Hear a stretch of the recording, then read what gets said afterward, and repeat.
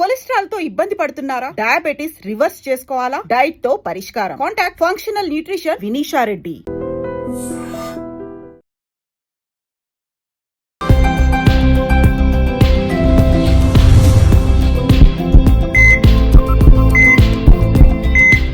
నమస్తే, welcome to healthy conversations with IT media. నేను మీ ఝాన్సీ. ఈరోజు మనం ఉన్నాము ఆంజనేయరాజు గారితో, ట్రెడిషనల్ హీలర్ ఇంకా హెర్బలిస్ట్. మరి చాలామందికి వీక్ బోన్స్ అనమాట. ఎందుకు ఇంత హ్యాపీగా చెప్తుంది యాంకర్ అనుకోవద్దు. మా కామెంట్స్లో చూసినట్లయితే ఏ డాక్టర్ చేసినా, సార్ బోన్ హెల్త్ కరెక్ట్గా ఉండాలంటే ఏం చేయాలి, సార్ మోకాళ్ళలో గుజ్జు అరిగిపోయింది ఏం చేయాలి, ఇవి 100 కామెంట్స్ వస్తే 80 కామెంట్స్ ఇవే ఉంటున్నాయి అనమాట. మరి బోన్ హెల్త్ కానీ ఈ మోకాళ్ళ నొప్పులు, మోకాళ్ళలో గుజ్జు అరిగిపోవడం, ఇవన్నీ అసలు ఎందుకు వస్తాయి, ఎలా సెట్ చేసుకోవచ్చు మనం వీటిని, ఈరోజు పూర్తి ఇన్ఫర్మేషన్ తెలుసుకుందాము. నమస్తే సార్. నమస్కారం. చాలామందికి ఇప్పుడు నార్మల్గా కొన్ని రీల్స్ కూడా వస్తుంటాయి సార్. మేబీ మీరు మీ బిజీ షెడ్యూల్ చూడకపోవచ్చు. 90sలో ఉన్న వాళ్ళు ఎంత పెద్ద దెబ్బ తగిలినా కానీ వెళ్ళిపోతున్నట్టుగా, ఇప్పుడున్న జనరేషన్ 20s జనరేషన్ కొంచెం ఏదైనా డోర్ తగిలినా కూడా చాలా పెయిన్ గానో లేకపోతే దానికి ఒక హాలిడే తీసుకునేంత అవుతుంది. అంత వీక్గా ఉంటున్నారు అనమాట అందరూ కూడా. ఈ వీక్నెస్, బోన్ వీక్నెస్ అనేది అసలు ఎక్కడ స్టార్ట్ అవుతుంది, దాన్ని మనం ఎలా సరి చేసుకోవచ్చు? అంటే ఇక్కడ కూడా మళ్ళీ బోన్ వీక్నెస్ అన్న ఆహారం దగ్గరే స్టార్ట్ అవుతుంది. లైఫ్ స్టైల్, ఆహారం. ఎందుకు అంటే మనం సరైన ఆహారం తీసుకోకపోవడం ఒకటి, గేమ్స్ స్పోర్ట్స్ అనేది అసలు పిల్లల్ని ఆడనివ్వట్లేదు. ఎందుకంటే ఈ కాంక్రీట్ జంగిల్లో ఉన్నాం, మనం సిటీలో ఉన్నాం కాబట్టి ఈ అపార్ట్మెంట్ కల్చర్లో గ్రౌండ్ అనేది ఉండలేదు. ఉన్నా కూడా ప్లే ఏరియా చాలా తక్కువ ఉంటుందమ్మా. ఎక్కడైనా గేటెడ్ కమ్యూనిటీస్లో ఉంటున్నాయి తప్ప రేర్ అయిపోయింది. స్కూల్స్లో కూడా ప్లే గ్రౌండ్ లేని స్కూల్స్ ఎన్నో ఉన్నాయి. మోర్ దెన్ 70% బహుశా ప్లే గ్రౌండ్ లేని స్కూల్సే ఉంటాయి. ఎప్పుడైతే పిల్లలు ఎండలోకి వెళ్ళి ఆడలేదో అప్పటి నుంచే వాళ్ళలో డెఫిషియన్సీ అనేది స్టార్ట్ అవుతుంది. ప్లస్ ఆహారంలో సరిపడి ఏది ఉండట్లేదు. అన్నీ కూడా హైబ్రిడ్ కూరలు, జెనెటికల్లీ మాడిఫైడ్ అంటే GMOs, ఇలాంటి ఆహారం మనం తింటున్నాం. ఎరువులు, పురుగు మందులు. ఆక్సిజన్ లేదు, నీరు లేదు, బలమైన ఆహారం లేదు, ఆడితేనేమో గ్రౌండ్ లేదు. అవును, మరి ఎలా పెరుగుతారమ్మా పిల్లలు? బాయిలర్ స్వీట్ కార్న్ తిని బాయిలర్ కోడిలాగే పెరుగుతున్నారు. నాటుకోడి కాదమ్మా వాళ్ళు. ఆ నాటుకోడి అయితే గట్టిగా ఉంటుంది, ఆ ముడుసు మనం కొరకలేము. నాటుకోళ్ళను కూడా కేజీలో పెట్టి పెంచుతున్నారు కదా. అది పెంచినా కానీ ఎంతో కొంత జెనెటికల్గా మార్పు చెందలేదు కదా. అది సిస్టంలో మార్పు వచ్చింది, ఆహారంలో మార్పు వచ్చింది. అది ఎండలో తిరగట్లేదు, న్యాచురల్ ఫుడ్ తింటలా, నీళ్ళలో పెరుగుతుంది. ఫుడ్ అయితే ఏదో ఒకటి ఇస్తున్నారు, కానీ అది 6 monthsకి కానీ 1 కిలో 1/2 కిలో అవ్వదు కదమ్మా. ఇది పుట్టిన 32 రోజులకి 2 కిలోలు అవుతుంది కదా, 35 రోజులకి. ఎలాగది అంటే ప్రకృతికి విరుద్ధంగా జరుగుతుంది. ఆ విరుద్ధమైన ఆహారం మనం తింటున్నాం అని చెప్పుకోవాలి. స్వీట్ కార్న్ ఉందమ్మా, అది అంతే. అంత స్వీట్గా ఎలా ఉంటుంది, అంత మెత్తగా ఎలా ఉంటుంది. ఎప్పుడైతే ఆ స్వీట్ కార్న్ ఈ బాయిలర్ కోడి తింటున్నారో పళ్ళుకి స్ట్రెయిన్ లేదు. పూర్వకాలం బఠానీలు, శనగలు, మినుములు, పెసలు, పల్లీలు ఇలాంటివి తినేవారు. అవి గట్టిగా ఉన్నాయి. బఠానీలు అవి కొరికేటోడికి ఏమవుతుంది, పళ్ళకి స్ట్రెంగ్త్ వచ్చేది. చెరుకు ముక్కలు ఎక్కడ పడితే అక్కడ దొరికాయి. అన్ని తీర్థాల్లోనే చెరుకు గెళ్ళు అమ్మేవారు. ఇవాళ రసం అమ్ముతున్నారు. చెరుకు ముక్క నవిలి తినేవాళ్ళు లేరు. ఇప్పుడు పిల్లలు నవిలి తినరంటే పళ్ళు ఊడిపోతాయి. మా కాలంలో అయితే మేము రోజు అలా అదే పని, ఇంకా ఎక్కడ చెరుకు తోట దొరికినా ఒక కర్ర తింటాం, తోటలు ఉన్నప్పుడు ఆటల దగ్గరికి వెళ్ళడం. అలాగే మేము అక్కడ ఎలా ఉండేదంటే, చెరుకు ఆడేటప్పుడమ్మా ఊళ్ళో పిల్లగాళ్ళందరూ దోళ్ళని తోలుకుని వెళ్ళేవారు మా తోట మీదుగా. చెరుకు ఆడే టైంలో ఏం చేసేవాళ్ళు, మంచి గెడలు తీసుకుని వాటిని ఇంత ముక్కలు కొట్టి ఆ రోడ్డు మీద పెట్టేవాళ్ళు. ఆ పిల్లలు దోళ్ళను కాసుకుని వెనక్కి వెళ్తా అందరూ తల ముక్క తింటా పోయేవారు. అక్కడ మానవత్వం అనాలా, రిలేషన్ అనాలా, ఏమనాలో మీరు ఆలోచించండి. వాళ్ళు అడిగితే తిట్టేవాళ్ళం కాదు, దారా అని ఆడికి ముక్క ఇచ్చి తింటా పోయేవారు. అప్పుడు పళ్ళు గట్టిపడి అమ్మా ఆడి కోరిక తీరేది. ఇప్పుడు ఆ ముక్క అమ్మితే రూపాయి వస్తుందని లెక్కేస్తాం. అంటే ఇక్కడ మనిషికి ఉన్న రిలేషన్ దూరం అయిపోయింది. ఉమ్మడి కుటుంబాలు దూరం అయిపోయినాయి అమ్మా. ఇక్కడ మళ్ళీ మనం ఆయుర్వేదం నుంచి ఇక్కడికి వెళ్ళిపోతున్నాం అంటే ఎస్, డెఫినెట్గా ఇక్కడికి లింక్ ఉంటుందమ్మా. ఆ ప్రేమ వల్ల ఏమవుతుందంటే సగం జబ్బులు రాకుండా ఉంటాయి. అసలు షేర్ చేసుకోవడం కానీ, మంచి చెడు అనేది షేర్ చేసుకోవడానికి ఉండేవారమ్మ. బయట వాళ్ళు ఉండేవారు, ఉమ్మడి కుటుంబం ఉండేది, స్నేహితులు ఉండేవారు, ఇలా అన్నమాట.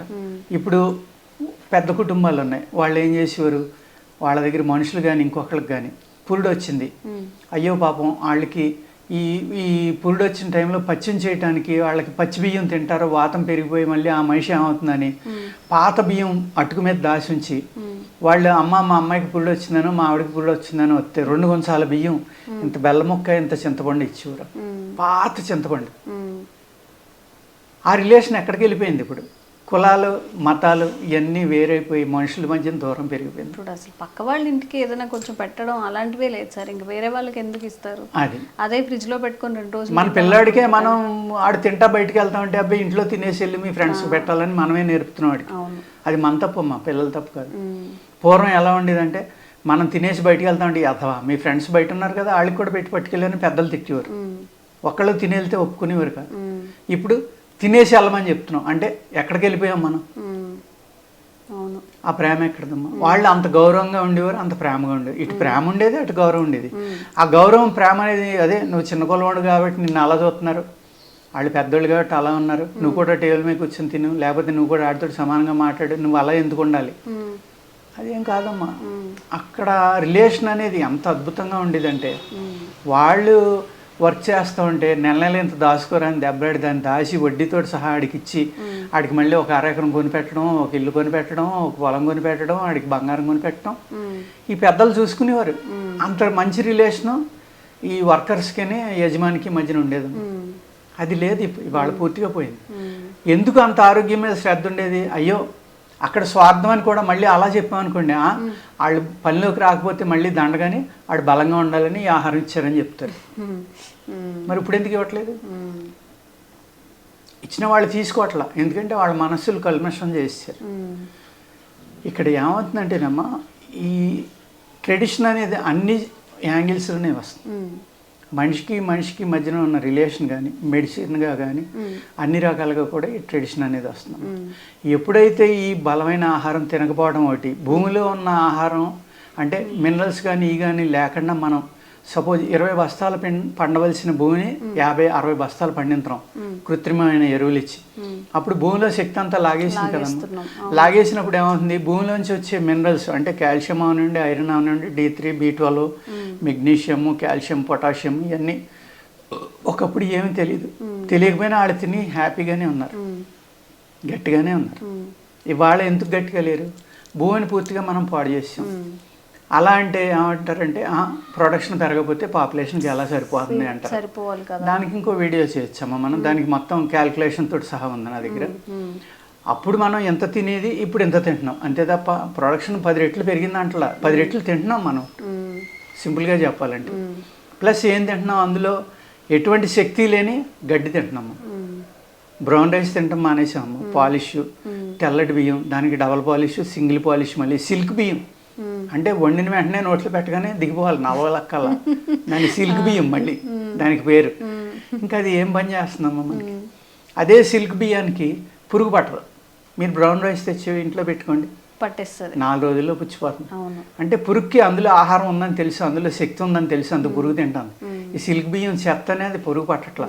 పురుగు పట్టని దరిద్రం అన్నం మనం తింటున్నాం. మన మీద అదే తెలివైంది, ఇది నాకు వద్దని వదిలేసింది మనం తింటున్నాం అమ్మా.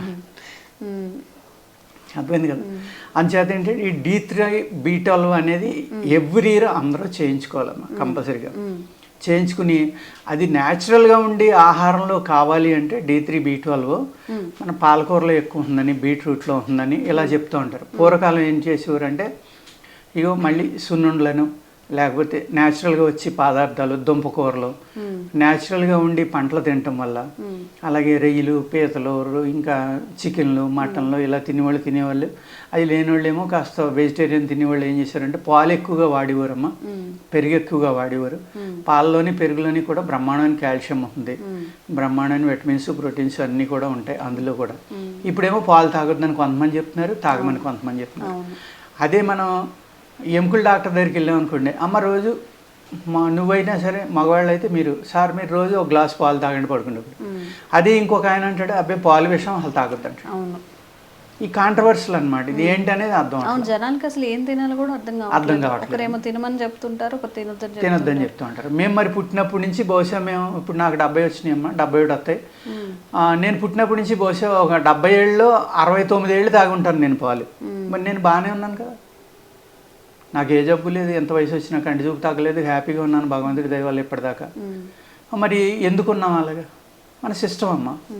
టైమ్లీ ఫుడ్ తింటాం, అలాగే ఏది తక్కువైందో అది డెఫిషియన్సీ ఉన్నాయి మానేసి ఆ డెఫిషియన్సీని రికవరీ చేసుకునేలాగా ఏది తినాలి ఏంటి, సాధ్యమైనంత వరకు ఆహారం. లేదు సప్లిమెంట్స్ వచ్చినాయి ఇప్పుడు, బ్రహ్మాండమైన సప్లిమెంట్స్ వాడుకోవాలి అంతే తప్ప. చాలామంది ఏమంటారంటే మేము ఎప్పుడు ఇంగ్లీష్ మందులు వేసుకోలేదండి, మేము ఎప్పుడు మందులు వేసుకోలేదు, ఇప్పటిదాకా ఇలాగే ఉన్నాం. ఇప్పటిదాకా ఉన్నారు, మీరు వయసులో ఉన్నారు కాబట్టి తట్టుకునే శక్తి ఉంది, మీరు వ్యాయామం చేస్తున్నారు, యోగా చేస్తున్నారు, ఇంకోటి చేస్తున్నారు కాబట్టి మీరు ఆరోగ్యంగా ఉన్నారు. వయసు అయిపోయాక తప్పదమ్మా వాటి మీద ఆధారపడడం. కొంతమంది అంటూ ఉంటారు, అయ్యో మీరు ఇన్ని మందులు ఇచ్చేస్తున్నారు ఎలా మింగాలి, లేకపోతే బయట ట్యాబ్లెట్ వేసుకోండి మీరు. కొన్ని మా దగ్గర లేవు, ఉన్నాం అనుకున్నాము. మేము చెప్తాం అనమాట, దీనికి మా దగ్గర మందు లేదండి, బయట వాడుకోండి పర్వాలేదండి. అబ్బాయి మేము ఇప్పుడు దాకా వేసుకోలేదండి, వేసుకోమంటే తప్పదు. బాధపడాలా వేసుకోవాలి, బాధపడితే చచ్చిపోతామంటే మీ ఇష్టం, మేమేం చేయలేము. కానీ డాక్టర్ దగ్గరికి వెళ్ళి సుఖంగా ఉండడానికి ప్రయత్నించాలి కదమ్మా, అలా ఆలోచించడం. ఎప్పుడైతే మీరు ఈ ఎముకలు గట్టిపడాలంటే, ఇప్పుడు నల్లేరమ్మ పూర్వం నల్లేరు పచ్చడి అని చేసేవారు, అది విపరీతమైన దురద ఉంది. దాన్ని ఏం చేయాలి, నల్లేరుని కణుపులు అంటే జాయింట్స్ ఉంటాయి కదమ్మా, జాయింట్స్ పూర్తిగా తీసేసి పైన గోడుగా ఉన్నది తీసేసి దాన్ని చక్కగా చిన్న ముక్కలు కోసుకుని నూనెలో వేపించుకుని శనగపప్పు అన్నీ వేసుకుని పచ్చడి చేసుకుని తింటే, నిమ్మకాయ పిండుకుని చాలా అద్భుతంగా ఉంది. దాన్ని వజ్రాలు అంత గట్టిగా చేస్తుంది ఎముకల్ని. అటువంటి కూర కూడా ఎప్పుడైనా సంవత్సరానికి 2-3 సార్లు. ఆషాఢ మాసం వచ్చింది, ఆషాఢ మాసంలో ములగాకు కంపల్సరీగా కూర వండుకుని తినమనేవారు. 4 సార్లు 3 సార్లు 2 సార్లు. హయ్యెస్ట్ మినరల్స్ ఉంటాయమ్మా ములగాకులు, అద్భుతం. ఇవాళ మొరింగా అని అన్ని దేశాల వాళ్ళు తెగ తినేస్తున్నారు, ములకాడ తినేస్తున్నారు, ఆకు తినేస్తున్నారు. ఇవాళ మోడర్న్ సైన్స్లో వీళ్ళు ఎలా చెప్తున్నారు. మరి అప్పుడు ఆషాఢ మాసంలో ములగాకు తెలగపిండి తినాలని కంపల్సరీ తినాలని ఎందుకు పెట్టారు? మరి అక్కడ కూడా సైన్స్ ఉంది కదా, వాళ్ళు అవన్నీ తెలుసు కాబట్టి కనీసం సంవత్సరంలో ఎన్నిసార్లు తినమన్నారు. అలాగే సీజనల్ ఫుడ్, ఈ సీజన్ వచ్చేటప్పటికి ఇది వినాయక చవితి వచ్చింది, 108 పత్రికలు. 108 పత్రికలు అంటే కనీసం 108 పత్రికల యొక్క జ్ఞాపకం ఈ మనుషులకు తెలుస్తుంది. ఓకే, ఆ 108 పత్రికల్ని కనుక మౌలికలుగా వాడితే కనుక షుగర్, బీపీ, కొలెస్ట్రాల్ అన్నీ తగ్గిపోతాయి.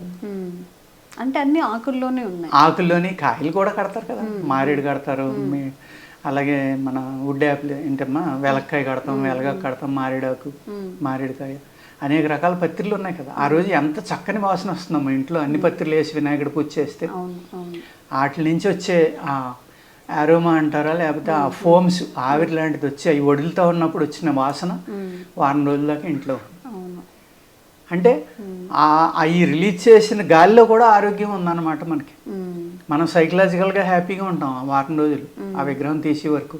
ఎందుకు అది ఆ పవిత్రత అనండి, భగవంతుడి మీద భక్తి అనండి, లేకపోతే స్వార్థం అనండి, కోరికలు తెచ్చుకోవడానికి అనండి, ఏదో రకంగా జరుగుతుంది కదా అక్కడి వరకు. దానివల్ల కూడా మన ఆరోగ్యం బాగుపడుతుంది. ఇలాగా మనకి ఏది డెఫిషియన్సీ ఉందో అవి వాడుకున్నమ్మా. వ్యాయామం అనేది కంపల్సరీగా చేయవలసిందే. యోగానో వ్యాయామమో ఎండలో ఆడడమో చేయకుండా తల్లిదండ్రులు ఏం చేస్తున్నారు, పిల్లల్ని 2 గంటలు ఆడుకొస్తే టైం వేస్ట్ అయిపోతుంది, 2 గంటలు చదివితే వీడికి ఇంకో 10 మార్కులు వచ్చేస్తాయి. అలా లెక్క వేయకూడదు.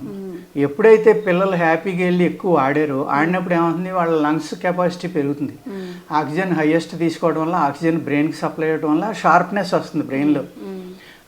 ఆ ఆటలో వాడిన టెక్నిక్స్ అవనివ్వండి, ఇంకోటి అవనివ్వండి. అలాగే వాటమి గెలుపు అనేది 2 కూడా వాడు ఈక్వల్గా తీసుకోవడం అనేది అలవాటు అవుతుందమ్మా. ఇవన్నీ లైఫ్ నేర్పుతుంది అక్కడ. గేమ్స్లో చాలా అంటే చాలా నేర్చుకుంటారు పిల్లలు, మనం వాళ్ళని పంపట్ల.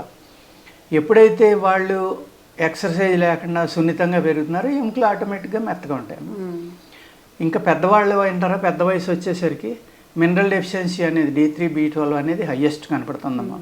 మేము ఏం చేస్తామంటే 1-2 నెలల్లో మా మందులకు కనుక రెస్పాన్స్ రాకపోతే ఇమీడియట్గా చేయితే డెఫినెట్గా తక్కువ ఉంటున్నాయి. అవి వేసుకున్నాక ఇంకో 1 నెల మందులు ఇస్తే అద్భుతంగా తగ్గుతున్నాయి ఈ కాంబినేషన్లో. అందుకు ఇవాళ న్యాచురల్గా తీసినవి కూడా అనేక దేశాల నుంచి ఇంపోర్ట్ కూడా వస్తున్నాయి అమ్మా, ఎక్స్పోర్ట్ చేస్తున్నాం మనం, బయట నుంచి కూడా వస్తున్నాయి. అటువంటి మినరల్స్ కనుక ఎక్స్ట్రా తీసుకునే అవసరం అయితే, ఇప్పుడు మినువులు చెప్పాను నేను, సున్నుండలు అంటాను, నువ్వులు, బెల్లము, ఇలాంటి కాంబినేషను, లేకపోతే పాలతోటి చేసుకునేది. పూర్వం జిన్నమ్మ, గేదెలు కానీ ఆవులు కానీ తిన్నప్పుడు ఆ జిన్ను తినేవారు. అందులో హయ్యెస్ట్ ప్రోటీన్ ఉంటుంది. అలాగే తామర గింజలు, తామరకాయలు, తామర పూలు, ఇలాగ ఎన్నో రకాలు అన్నమాట ఆహార పదార్థాలు.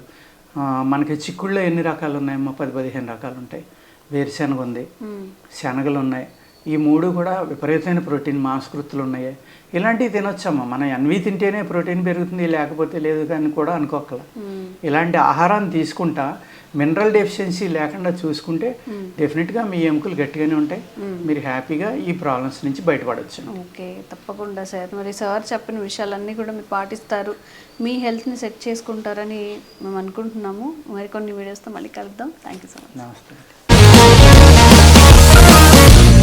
One life lesson what medicine has taught you. Whatever you can do without expecting.